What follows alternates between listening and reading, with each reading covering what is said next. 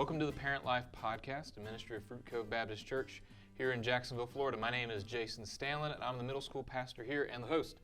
Today is Memorial Day, a day that our country celebrates the military people who have lost their lives, given their lives in service of our country. And I wanted to take that in a different direction from the Christian perspective. We have set up potentially memorials or points of remembrance that kind of act as pillars of our faith. I've asked today that Neil Cordell, who's the executive pastor here, to kind of share a little bit of his story. Both of your kids are grown. Mm-hmm. They're adulting now, right? Adulting, that's right. Kinda, that's right. Yeah, more or less. More or less, yes, yeah. Yes. Did I tell you I'm going to be a grandfather? Yeah, that's adulting. Yeah, that's adulting. You're excited. Yeah. That's awesome. So through your story, you had some rites of passage, some moments that, were pivotal moments for your family. And so can you just share your story a little bit with us and some of the suggestions and reasons for why you did it? I'd be happy to. It is important. It's something really that I learned after Tracy had moved into her teen years, but I realized how we had missed some opportunities, had to make up some of those. But Robert Lewis was especially informed my opinion on some of this. He wrote a number of books around the idea of raising a modern day knight. Mm-hmm. And basically what he said is that parents, and I'm going to paraphrase and expand his definition, parents want their children to be successful. Mm-hmm. They want to connect with their children. They want to encourage their children. And likewise, children need to connect with their parents. And so much of what we do as parents is try to raise our children to help them develop a character that's unshakable, a confidence that they can be who God wants them to be, competence to live the life in a way that honors God, and to have a calling and experience God's calling in their life so they can be who He wants them to be. And just studying some of the things from Dr. Lewis, I realized that this idea of memorials is really a biblical concept.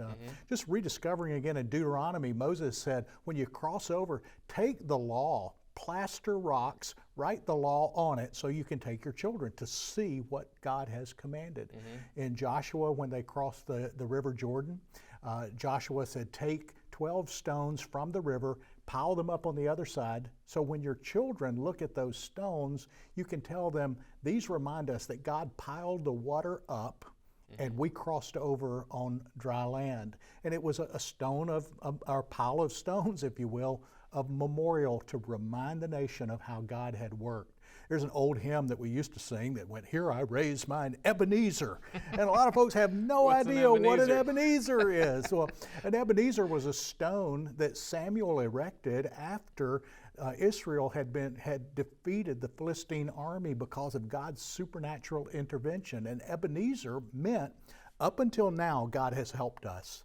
So it was this idea of memorials, of reflecting back God's work in their life is the way that Israel passed along their faith to their children. So on this Memorial Day, this idea of backing up and thinking about our faith stories and thinking about memorials and how we can instill in the lives of our children to remember how God has brought us to this point kind of helped us develop this idea of rites of passage and memorials to communicate our faith story to our children. So if that was kind of your framework, right? Can you give us a few examples or things that you used along the way? Sure. One of the first things was to communicate our faith story to our children. Our children would tell you, if you ask them, what was your family's faith story? I think both would say, Mom and Dad dated in college. They didn't get along until they gave their life to Christ. Their marriage is founded on Christ. Yeah. Tracy would tell you, I am here because my parents prayed for me. I am a gift to them because they prayed. Josh will tell you that Mom and Dad and my big sister prayed that I would be born. Mm-hmm. We followed God literally around the world. Our family's faith story is that if God speaks, our answer is yes, and the details will follow later on. And now our children are writing their own stories. So our family faith story has become an epic. We've got spin-offs now as our kids are writing their own faith story. But what we would say to them regularly was we'd remind them of how God put Joan and I together, how God gifted us with our children, and we had a responsibility to help them grow up in their own faith. So that's one of the first things that we did was regularly remind our children that our family has a story of God's faithfulness. And you're a part of that, and now you're going to write your own story. So how did you use those rites of passage then to tell the story? Okay. Yeah, when it comes to rites of passage, Robert Lewis helped shape a lot of this. I think there are three natural points or natural passages. One is into the teen years. Okay. And from the children. From years. children to Okay. from Okay. 12 to 13, right Okay. there. For Tracy, I told her on her 13th birthday, driver's ed starts today. You have 3 years to convince me that your yes is yes, your no is no, or on your 16th birthday when you say, Dad, can I borrow the keys? The answer will be no. So Right. you have 3 years Building trust. to build trust, and that's right. building character. Josh thought he was going to get the keys when he turned 13, so it's just a totally different You're like, kid. that's not what I meant, That's right? not exactly what I meant at that point. For Josh, his big rite of passage was he wanted to go to Russia with me on a mission trip. And I said, son, when you're old enough to take care of yourself, to get yourself up in the morning, to take care of yourself, I'll take you with me to Russia. And on his 12th, just before his 13th birthday, we took a trip to Russia. And I'll never forget having breakfast with him on the last morning before we flew home with 2 football coaches who had gone with us, just 4 band of brothers who had been away, to talk with him and tell him we saw God working in him and help him grow up to accept responsibility. He was entering the teen years with some new responsibility. And Joan has often said, you took a boy away with you, you brought a man home. It was really a key event. It's interesting, Luke chapter 2, I know you're a middle school pastor. Yep. Jesus was a 6th grader. That's right. Isn't that some awesome? point. You know, when he was 12, they went to the Passover, and you remember the story? He got lost. That's right. Why? Because I think he was expressing his identity. He was pushing limits and boundaries. Yep. Where did they find him? In the temple. Discovering his calling, the calling that God had on his life. So that transition from 12 to 13, I think, is a natural place. The second big transition, I think, is from at high school graduation.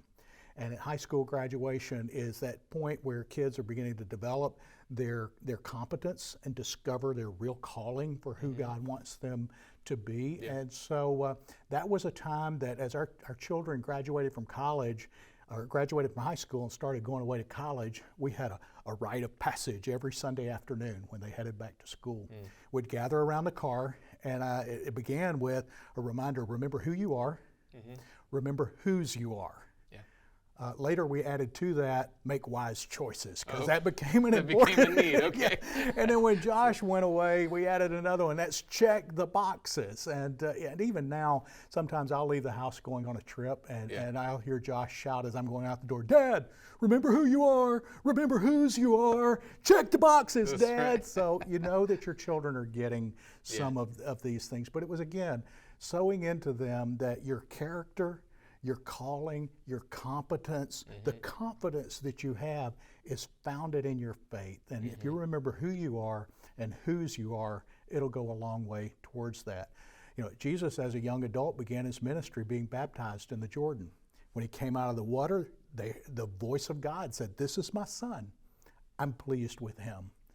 God affirmed in Jesus' life that he was special as he began that. And then I think the third big transition is really as they enter adulthood, they begin to really become independent, either graduation from college or military or VOTEC school or pursuing a vocation.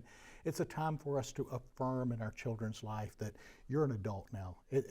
We have done our best to develop your character, to instill in you confidence, to help you develop your competence, to follow God's calling on your life. Now go. Get out of the house. Go ahead to the next chapter. And we're excited because we had an opportunity to affirm both of our children on the mission field. Tracy graduated from college and she went to Southeast Asia for 2 years. Josh graduated college. He went to Montreal for 4 weeks. We had for 4 months. We had an opportunity to go and spend time with our children in the context where now they were in charge. And they were showing us how to serve alongside of them. And it was just that passing of responsibility onto them. Remember Jesus on the Mount of Transfiguration again. God spoke into his life the second time when he told Peter, James, and John, this is my son. He pleases me. Listen to him. So we see God stepping into Jesus' life in some pretty important times. We step into our children's life in some pretty important times to help them to become who God wanted them to be by remembering the faith story of our family and then learning how to write their own story as they grow and mature. And I think it's so critical for us as parents to make sure that we have those specific moments that they can look back at. I mean, I can even remember when my dad told me I was an adult. And it was kind of like, okay. like I am, okay? Yeah, like yeah. I wasn't fully prepared for that, Right. but I guess I have to start acting like an adult now. Right. And, you know, I still look back, even though he kind of did it almost nonchalantly, Right. like, oh, by the way, you're an adult, it was a major point of affirmation. And this conversation reminds me a lot of Proverbs 22:1, where it says, a good name is to be more valuable than priceless rubies, and a good reputation more than gold and silver. Right. And I think that's just critical for us as parents to make sure that it matters that your kid is part of your family and that you've given them this life journey. At our church, we do kind of partnerships with that for rites of passage. Like I do an 8th grade trip. Dan does a 12th grade trip, and we encourage parents to kind of join in on that. And it's generally, like he said, on the mission field, affirming what they're becoming, who they're growing up to be. And so we would love to partner with you if you're part of our church for that. I hope this has been a helpful topic for you, and that you can really begin to pray, what are the things that God would have me do? What are some important moments in my child's life that can become a rite of passage? If you have any more questions about Fruit Cove, the church and her ministries, you can go to fruitcove.com. We would love for you to interact with our Parent Life podcast. You can reach us at parentlife@fruitcove.com. Just go ahead and send an email. We'd love to do that. And hey, go ahead and subscribe so that every week you can get the new episode. Thank you so much for joining. Thank you, Neil, for joining. Thank you, Jason. And we'll see you guys next week.